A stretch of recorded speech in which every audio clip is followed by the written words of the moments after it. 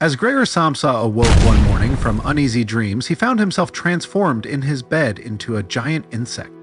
This is the opening line of Metamorphosis, a story about a man who wakes up one day as a monstrous bug. His first thought, not terror, not confusion, but concern for his job. His family's first reaction, horror, but not just at his grotesque new form, at what it means for them.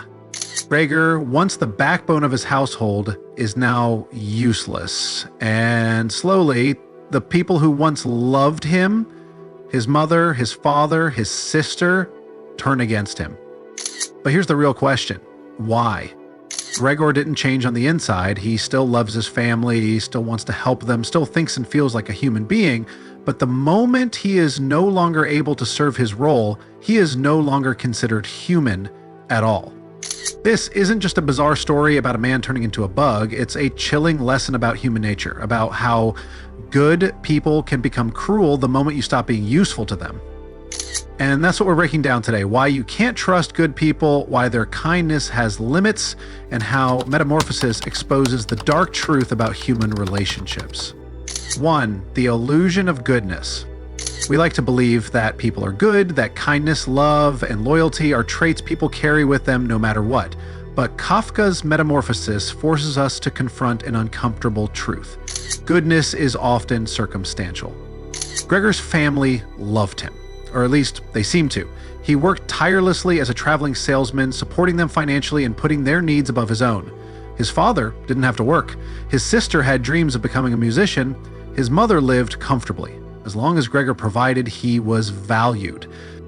But the moment he transformed, when he could no longer earn money, his family's love evaporated. At first, they pitied him. Then they resented him. Eventually, they wished for his death. Their kindness was never truly about him, it was about what he could do for them. This isn't just a fictional nightmare. We see it in real life all the time. Think about what happens when someone loses their job, becomes chronically ill, or falls into depression. Friends stop calling, family members grow distant, society treats them as burdens.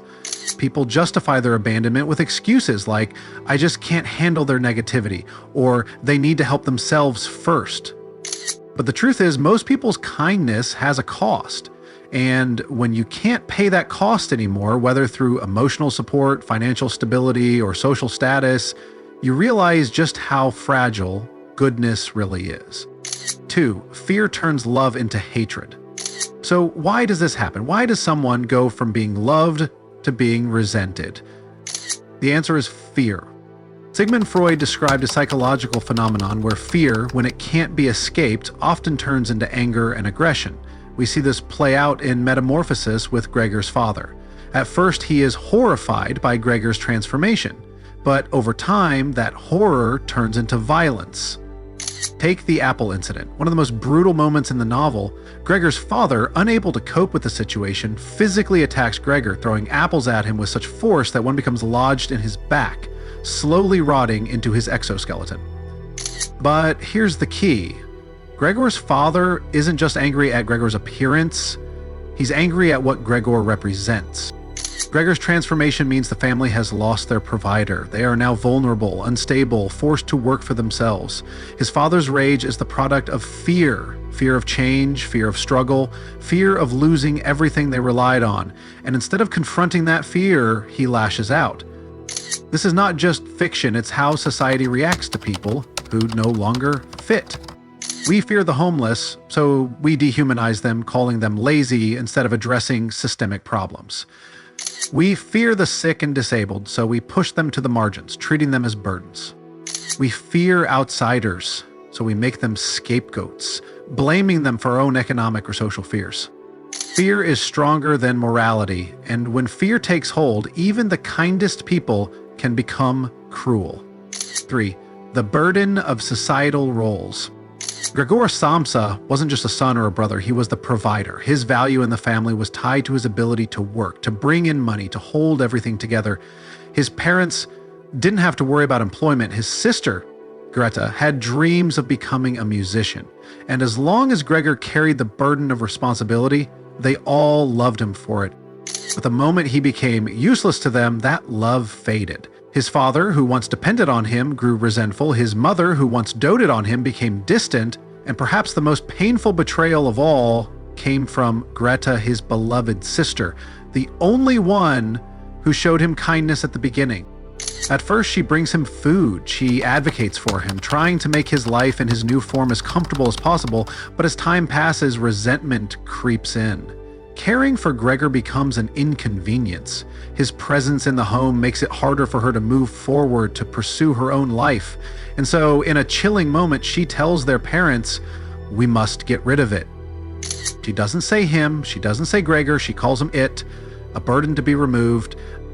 This isn't just a tragic story from a novel, it's a reality many people face. Families often reject those who no longer fit into their expected roles. Aging parents become burdens rather than loved ones. Unemployed men find that their worth in relationships diminishes. Disabled relatives are pushed aside when caring for them becomes too much work. The truth is, kindness is often transactional. People are willing to give love and care, but only if it doesn't interfere with their own ambitions. And the moment you no longer serve their expectations, you become disposable. 4. The dehumanization process. Gregor wakes up as an insect, but in his mind, he's still human, he still loves his family, still worries about them, still thinks and feels like Gregor Samsa. But here's the terrifying part. As his family stops treating him like a person, he slowly stops acting like one. At first, he tries to communicate, he wants to reassure his family that he's still himself, but as they recoil in fear and disgust, he gives up. He starts hiding under furniture, he crawls on the walls, he eats rotten food. He becomes exactly what they see him as, a monstrous insect. This is how dehumanization works. People don't become less than human overnight. It happens gradually, as they are treated that way. We see this in real life all the time. The homeless are ignored on the streets, treated as if they are invisible. Eventually, many lose hope and stop trying to reintegrate into society. Marginalized groups are denied basic rights, and after enough oppression, they stop resisting. History is filled with atrocities where people justified cruelty by convincing themselves that their victims weren't really human, whether through war, discrimination, or systemic neglect. Once you strip someone of their humanity, it becomes easy to mistreat them. And in Metamorphosis, even Gregor's own family, good people, fall into this trap. 5. The cruel comfort of moving on. Gregor's death should be tragic. His family should mourn him. But instead, they immediately feel relief. The moment he dies, they don't cry. They don't grieve. They move on, as if he never existed. They even start planning a new life for themselves, as if a weight has been lifted off their shoulders. Kafka's message is brutal but honest. People move on when it suits them. This isn't just a fictional horror, it's something we all witness in everyday life. Friendships that fade when one person goes through hardship, simply because it's too much to handle. Relationships that end, and within weeks, one person has already replaced the other.